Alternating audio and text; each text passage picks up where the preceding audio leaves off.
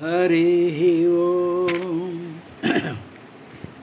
त्रिजगन्मोहननीलकान्तितनुद्दीपिम्प ప్రభాతనిరజబంధుప్రభమైన చేలముపయిన్రంజిల్ల నిలాలకం వ్రజ సంయుక్తముఖారవిందమతిసేవ్యం why విజృంభింప మా విజయుంజేరడు వన్నెలాడు మా విజయుంజేరడు వన్నెలాడు మదినావేశించునెల్లప్పుడున్ హయరింఖాముఖధూళిధుసరపరిణ్యస్తాలకోపేతమై రయజాతశ్రమతోయబిందుయుతమై రాజిల్లునెమ్మోముతో జయమున్ పర్ధునకిచ్చువెట్గనని నా శస్త్రాహతించాలనొచ్చియు పోరనిరించు మహానుభావు మదిలో చింతింతున శ్రాంతము నరు మాటల్ విని నవ్వుతో ఉభయ సేనా మధ్యమక్షోణిలో పరులీక్షింపరథంబు నిల్పి పరభూపాలావళించూపుచున్ పరభూపాయువులెల్ల చూపులన శుంభత్కేళి వంచించు ఈ పరమేశుండు వెలుంగుచుండెడు సుహృత్ పద్మాసనాసీనుడై కుప్పించి ఎగసిన కుండలముల కాంతి గగన భాగం బెల్ల కప్పికొనగా ఉరికిన ఓర్వక ఉదరంబులోనున్న జగములం వ్రేగున జగతి కదల చక్రంబు చేపట్టి చనుదెంచురయమున పైనున్న పచ్చని పటముజారా నమ్మితి నాలావునగు బాటు సేయకు మన్నింపుమని క్రీడి మరలదిగువ కరికి లంఘించు సింహంబు కరణి మెరసి నెడు భీష్ముని జంపుదు నిన్నుగాంతు విడువు మర్జునయంచు మద్విశిఖ వృష్టి తెరలి తను జంచు దేవుండు దిక్కునాకు తెరలి చనుదెంచు దేవుండు దిక్కు మనకు ఒక సూర్యుండు సమస్త జీవులకు తానొక్కడై తోచుపోలిక ఏ దేవుడు సర్వకాలము మహాలీలం నిజోత్పన్న జన్యకదంబంబుల హృత్సరోరుహములన్ నానావిధాను నరుపకుడై ఒపుచుండు నట్టి హరినే ప్రార్థింతు శుద్ధుండనై హరి ఓం సోయం సమస్త జగతాం సృదేకాత్మా సత్వేన యన్మృడయతే భగవాన్ భగేన తేనైవ మే దృశమనుస్పృశతాద్యథాహం స్రక్ష్యామి పూర్వవదిదం ప్రణత ప్రియోసౌ యశ ప్రసన్నవరదో రమయాత్మశక్త్యా యద్యత్కరిష్యతి గృహీతగుణావతరః తస్మిన్ సవిక్రమమిదం సృజతోపి చేతో యుంజీత కర్మశమలం చ యథా విదాహ్యం నాభిహ్రదాదిహ సంతోంభసి యస్య పుంసో విజ్ఞానశక్తిరహమాసమనంతశక్తేః రూపం విచిత్రమిదమస్య వివృణ్వతో మే మారీరిషిష్టనిగమస్య గిరాం విసర్గః సోపావదభ్రకరుణో భగవాన్ వివృద్ధ ప్రేమస్మితేన నయనాంబురుహం విజృంభన్ ఉత్థాయ విజయాయ చ నో విషాదం మధ్వ్యాగిరాపనయతాత్ పురుష పురాణః అంటూ మైత్రేయ మహర్షి విదురుడికి బ్రహ్మగారు చేసినటువంటి ఆ పరమాత్మ యొక్క స్తోత్రంలో చివరికి ఏమి చెప్పబడింది అంటే, స్వామి నీవు నెమ్మదిగా కళ్ళు తెరుస్తూ ఉన్నావు, తెరుస్తూ ఉండేటప్పటికి నీ కళ్ళ ద్వారా నీ ఉదరంలో చాలా సుఖంగా కడుపులో పెట్టి దాచుకున్నటువంటి సమస్తమైనటువంటి లోకాలలో ఉండేటువంటి జీవుల యొక్క ఆ రూపాలన్నీ కూడా నీ కళ్ళ ద్వారా ప్రసరిస్తూ ఉండేటువంటి ఆ దృక్కులలో నుంచి నాకు వాటి యొక్క జ్ఞానం కల్పించేటటువంటి విధంగా నీవు నిద్రావసానంలో వికసన్నవన నిరీక్షణాయ అలాగ కళ్ళు విప్పారి నెమ్మదిగా విప్పుతూ ఉన్నప్పుడు నాకు నేను చేయవలసినటువంటి కర్తవ్యాన్ని గుర్తు చేసి నాకు కావలసినటువంటి జ్ఞానాన్ని నువ్వు ఇస్తున్నావు స్వామి అని చెప్పి ఆయన చెప్తూ నన్ను నీవు లోకత్రయోపకరణో యదనుగ్రహేణ నీ అనుగ్రహం వల్ల సకల లోకాల్ని 3 లోకాలకి కూడా ఉపకరించేటువంటి విధంగా నీవు నన్ను తయారు చేస్తూ ఉన్నావు, తయారు చేసావు. ఇదంతా కూడా నీ అనుగ్రహం వల్ల కలిగింది అని చెప్పిన తరువాత స్వామి సోయం సమస్త జగతాం సుహృదేక ఆత్మా సత్వేన యన్మృడయతే భగవాన్ భగేన అట్టి సమస్త జగత్తులన్నిటికీ కూడా స్వామి నీవు 3 రకాలైనటువంటి వాడివి. ఒకటి సుహృత్ హితకారివి, అన్ని లోకాలకి కూడా హితం చెయ్యాలి, మంచి చెయ్యాలి, మంగళం చెయ్యాలి, భద్రం చెయ్యాలి, రక్షించాలి అనేటువంటి ఆ భావం కలిగినటువంటి వాడివి. తర్వాత ఏకః అద్వితీయుడివి, నీవు తప్ప ఇది మరి ఏది కాదు. అన్ని లోకాలు నీవే, అన్ని లోకాలలో ఉండేటువంటి జీవులు నీవే, అన్ని లోకాలలో ఉండేటువంటి జీవులు చేసేటువంటి కర్మలు యొక్క స్వభావాలు నీవే, యజ్ఞాలు నీవే, అన్నీ నీవే. కానీ నీవు కనిపించకుండా నువ్వు అవ్యక్తంగా ఉండి ఇన్ని రకాలైనటువంటి రూపాలలో ఉండడం వల్ల మానవులందరూ కూడా ఈ రూపాలే నిజం అనుకుని ఆ రూపాలలో ఉండేటువంటి జీవులు చేసేటువంటి కర్మలే అవి నిత్యం అనుకుని అవే నిజం అనుకుని భ్రాంతిలో పడిపోయేటువంటి ఒకానొక మోహం చేత ఈ మానవులందరూ బాధపడుతూ ఉంటారు, ఈ లోకులు ఈ జీవులందరూ కూడా బాధపడుతూ ఉంటారు. కానీ ఆ కర్మలలోనూ ఆ రూపాలలోనూ ఆ నామాలలోనూ ఆ ఎగ్జిస్టెన్స్ అంతా కూడా నువ్వే. అందువల్ల నీవు ఏకః ఒక్కడివే. తరువాత నీవు ఏ ఆత్మ అంటే అన్నిటిలోనూ కూడా వ్యాపించిపోయి అన్నీ నీవే ఉండేటువంటి వాడివి, అన్నిటినీ కూడా నీవే మింగేసేటువంటి వాడివి, ఆత్మస్వరూపుడివి. అటువంటి నీవు సత్వేన, సత్వము అంటే జ్ఞానము అనేటువంటి ఒక అర్థం ఉంది. సత్ అంటే ఉండడం, అన్నిట్లోనూ కూడా ఉండడం అనేటువంటి స్వరూపానివి నీవే. ఆ ఉండడంలో ఉండేటువంటి సమస్తమైనటువంటి జ్ఞానానివి కూడా నీవే. ఇలాగా ఏకస్వరూపమైనటువంటి వాడు, హితకరమైనటువంటి వాడు, ఆత్మస్వరూపమైనటువంటి వాడు, సత్వస్వరూపమైనటువంటి నీవు భగవంతుడివి. నీవు అటువంటి భగవంతుడైనటువంటి నీ యొక్క ఆ జ్ఞానంతో నేను అనుస్పృశతాత్, ఆ జ్ఞానంతో నేను కలిసిపోగాక, నీ జ్ఞానముతో నా యొక్క జ్ఞానము కలిసిపోగాక. నాలో ఉండేటువంటి జ్ఞానం కూడా నీవే, కానీ నేను చతుర్ముఖుడను అనేటువంటి ఒక రూపం, ఒక నామం, ఒక ఇది ఒక అవరోధం కలిగిస్తూ ఉన్నది. ఈ నేను నాది అనేటువంటివి తీసేస్తే ఇక మిగిలినటువంటిది జ్ఞానమే. అటువంటి ఆ జ్ఞానమే నీ జ్ఞానం. ఉదాహరణకి మనం కొండ ఉందనుకోండి, కొండలో ఖాళీ స్థలం ఉంది. ఇప్పుడు కొండ బ్రహ్మదేవుడు అనుకుంటే కొండలో ఉండేటువంటి ఖాళీ స్థలం, కొండ బయట ఉండేటువంటి ఖాళీ స్థలము కూడా పరమాత్మ అనుకుందాం. ఇప్పుడు ఆయన ఏం ప్రార్థిస్తున్నాడు అంటే, నేను కొండలో ఉన్నాను అంటే ఒక రూపంలో ఉన్నాను నేను. ఇప్పుడు కొండను బదలగొట్టేసాం అనుకో, కొట్టేస్తే ఏమైపోయింది? కొండలో ఉండేటువంటి ఖాళీ స్థలం, బయట ఉండేటువంటి ఖాళీ స్థలం అంతా కూడా ఒకటేగా. ఇప్పుడు ఆయన అడుగుతున్నది ఏమిటంటే, నా అహంకారం ఉంది, నా అనుస్పృశ్యతాత్ కలుపుగాక.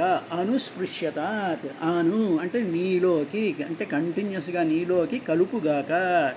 అలాగా కలిపినట్లయితే పూర్వకల్పాలలో నేను చేసినటువంటి సృష్టి నాకు జ్ఞాపకానికి వచ్చి ఆ సృష్టిని నేను చెయ్యగలిగినటువంటి సమర్థత నాకు కలుగుతుంది స్వామి అని చెప్పి ప్రణతః ప్రియ నీకు నమస్కారం చేసి నిన్ను ధ్యానించి నిన్నే తలుచుకుంటూ నువ్వే సత్యమని చెప్పి హృదయంలో ప్రతి క్షణము కూడా నిన్ను ఉంచుకునేటువంటి వాళ్ళకి ప్రియం చేసేటువంటి వాడవు అని చెప్పిన తరువాత ఈవేళ శ్లోకంలో ఏష ప్రపన్న వరదో రమయాత్మశక్యాయ యత్కరిష్యతి గృహీత గుణావతార తస్మిన్న స్వవిక్రమమిదం సృజితోపి చేతో యుంజేత కర్మశమలం చ యదా విజాహ్యాం.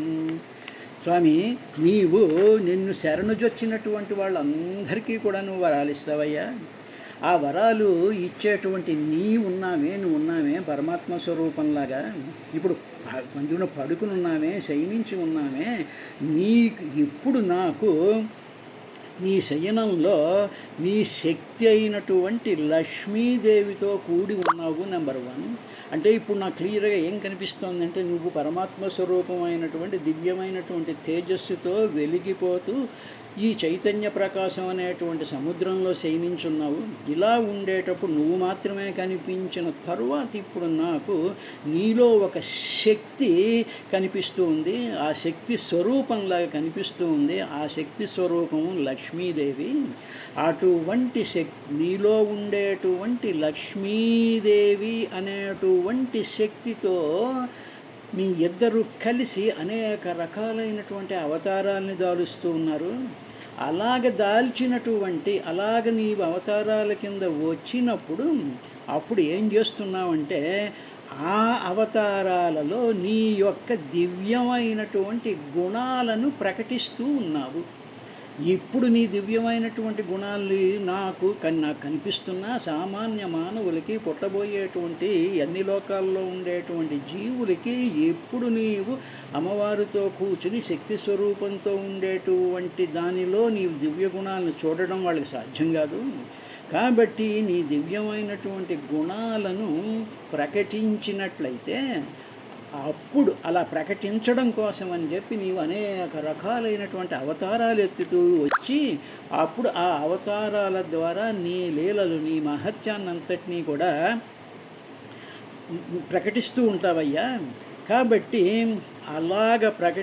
అటువంటి లక్షణం కలిగినటువంటి నీవు ఈ సృష్టిక్రియ చెయ్యడం నేను చెయ్యాలి అనేటువంటి ఆ భావంలోంచి నాకు కలిగినటువంటి ప్లాన్ అదంతా కూడా నీ యొక్క ప్రభావం వల్లే కలుగుతోంది. కాబట్టి ఇప్పుడు నేను ఆ సృష్టి కార్యక్రమం చేస్తూ ఉన్నప్పుడు ఈ శక్తితో కూడుకున్నటువంటి ఈ శేషుడి మీద పడుకున్నటువంటి నీ రూపం ఆ మహత్తరమైనటువంటి జ్యోతి స్వరూపం అయిపోతుంది. అయిపోయినప్పుడు నీ లీలా అవతారాలన్నీ ఒక్కొక్కటి కనిపిస్తూ ఉంటాయి కదా నాతో పాటు మిగతా లోకాల వాళ్ళకి. అలా కనిపిస్తున్నప్పుడు నీ యొక్క ఆ లీలలయందు ఆ అవతారాల యొక్క లీలలయందు నా మనసు నిలబడి ఉండుగాక. ఇది అంటే ఏమిటన్నమాట, భగవంతుడు మనలాంటి సాధకులకి మానవులకి జీవులకి కూడా ఆ పరిపూర్ణమైనటువంటి ఏకమైనటువంటి అద్వితీయమైనటువంటి సత్యం జ్ఞానం అనంతమైనటువంటి నిత్యముక్త బుద్ధ శుద్ధ స్వరూపంలోకి ఆ స్థితిలోకి మనం వెళ్ళలేము. కాబట్టి తన శక్తి అయినటువంటి లక్ష్మీదేవితో అనేక అవతారాలు ఎత్తినప్పుడు ఆ అవతారాల ద్వారా తన యొక్క శక్తిని తన ప్రభావాన్ని తన అనంతమైనటువంటి జ్ఞానాన్ని ఆయన అవతారాల రూపంలో చేస్తాడు. అవి మనసు పట్టుకోగలదు. కాబట్టి ఆ అవతారాల యొక్క రూపాలు స్వభావాలు గుణాలు మన మనసుల్లో నిలిచి ఉండుగాక అని బ్రహ్మగారు చేసినటువంటి సంకల్పాన్ని మనం ఆచరించాలి అని భాగవతం చెప్తూ ఉన్నది. నా మనసు కూడా ఆ బ్రహ్మగారు నా మనసు కూడా లీలలందు నిలిచి ఉండేటట్టు ఉండాలి స్వామి. ఇప్పుడు నేను సృష్టి చేస్తున్నాను కదా, ఈ చేస్తూ ఉండేటప్పుడు నీ ముఖంలో నుంచి నీ చూపులో నుంచి వస్తున్నటువంటి జ్ఞానమే నా శరీరంలోకి ఒక్కసారి ఫ్లడ్ లైట్ లాగా లోపలికి ప్రవేశించేసి నా ఇంద్రియాలకి నా మనసుకి నా యొక్క ఆ క్రియాశక్తికి శక్తిని ఇస్తోంది. అలా ఇస్తూ ఉన్నప్పుడు నేను ఒక పొరపాటు పడడానికి అవకాశం ఉంది. అప్పుడు నేనే ఈ సృష్టి అంతా చేస్తున్నాను అనేటువంటి ఒకానొక కర్తృత్వాభిమానం నన్ను ముంచేగిస్తుందేమో. కాబట్టి అటువంటి దోషం నాకు అంటకుండా ఉండుగాక. దీంట్లో ఉండేటువంటి రహస్యం ఏమిటంటే మన మనసు చేత, మన ఇంద్రియాల చేత, మన ప్రాణం చేత, మనలో ఉండేటువంటి సమస్తమైనటువంటి ఈ క్రియలు చేసేటువంటి లక్షణం అంతా కూడా మానవులం, దైవులం ఏమనుకుంటూ ఉంటామంటే మనం చేస్తున్నాము అనుకుంటాం. నేను చేస్తున్నాను, నేను చెప్తున్నాను, నేను చదువుతున్నాను, నేను చూస్తున్నాను, నేను తింటున్నాను అనేటువంటి కర్తృత్వ భావము, అంటే చేయడం అని, నేను చేస్తున్నాను అనేటువంటి ఒక మిథ్యాభావం కలుగుతుంది ఎవరికైనా. అది ఒక దోషం, అది ఉండకూడదు. నీవే వెనకాల ఉండి అన్నిటినీ కూడా చేయిస్తూ ఉండేటువంటి వాడవు నీవు. కాబట్టి ఆ దోషం నాలో ఉండకుండా రక్షించు స్వామి అని ఆయన ప్రార్థన చేశాడు. ఏష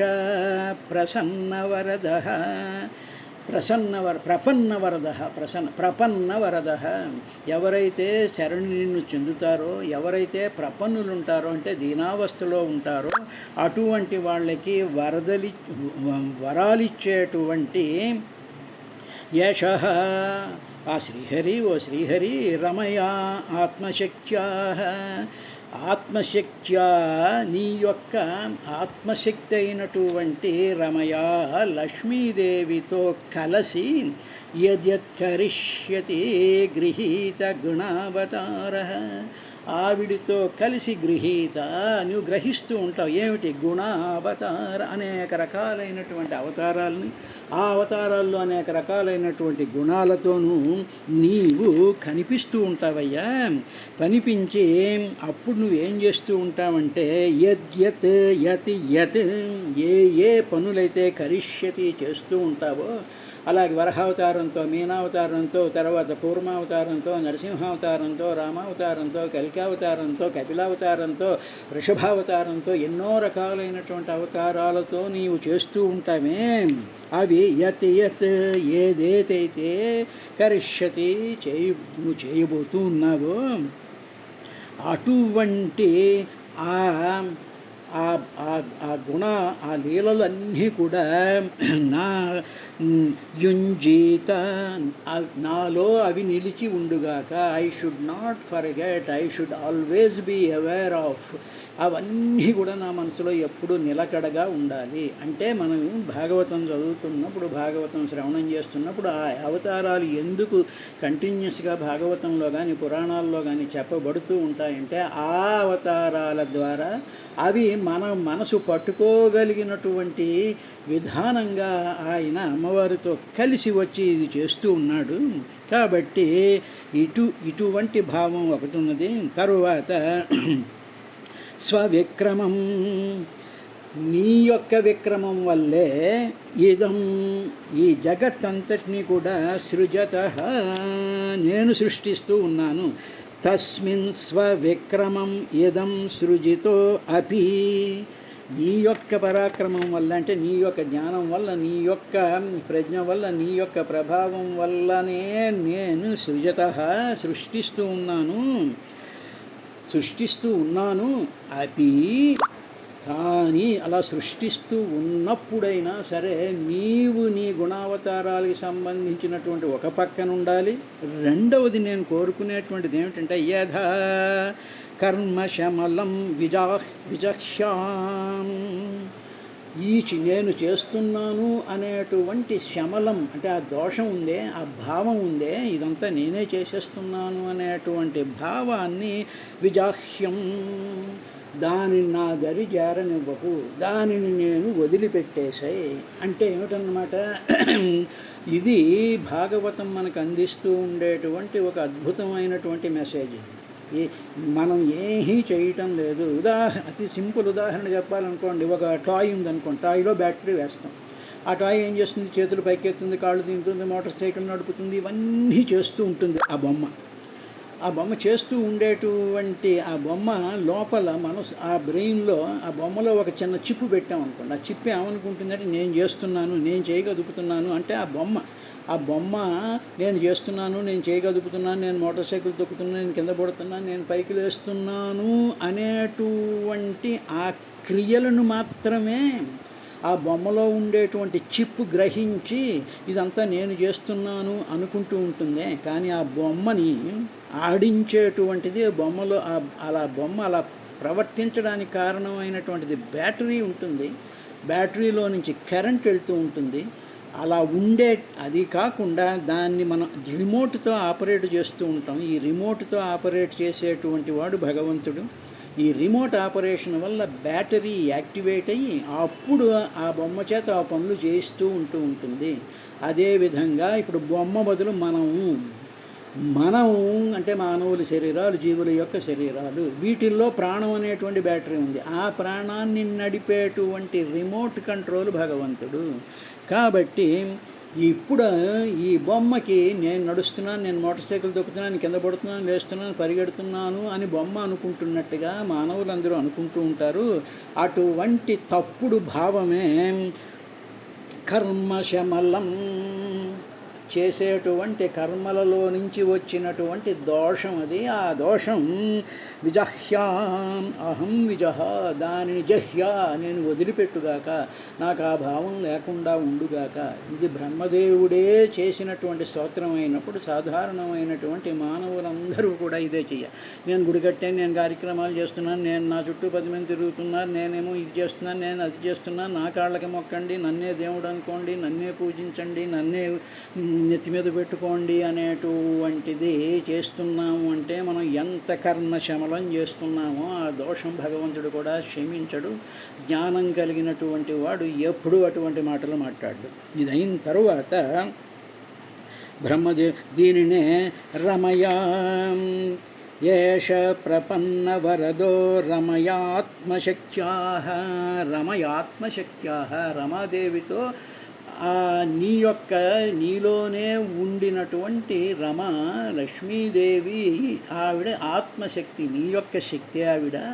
అటువంటి శక్తితోనే నువ్వేం చేస్తూ ఉంటావంటే ప్రపన్న వరదో, నిన్ను దీనంగా హర్చించేటువంటి వాళ్ళు, నిన్ను దీనంగా పిలిచేటువంటి వాళ్ళు, నిన్ను శరణజొచ్చేటువంటి వాళ్ళని నువ్వు రక్షిస్తూ ఉంటావు అని ప్రపన్న వరదో రమయాత్మశక్తి అనేటువంటి దాన్ని పట్టుకునే పోతనామాచ్యుడు ఏం చెప్పారంటే గజేంద్ర మోక్షంలో, అల వైకుంఠపురంబులో నగరిలో ఆమూల సౌధంబుదాపల మందార వనాంతరామృత సరః ప్రాంతేందు కాంతోపలోత్పల పర్యంక రమా వినోదియగు ఏష ప్రపన్న వరదో రమయాత్మశక్త్యా, రమయాత్మశక్త్యా.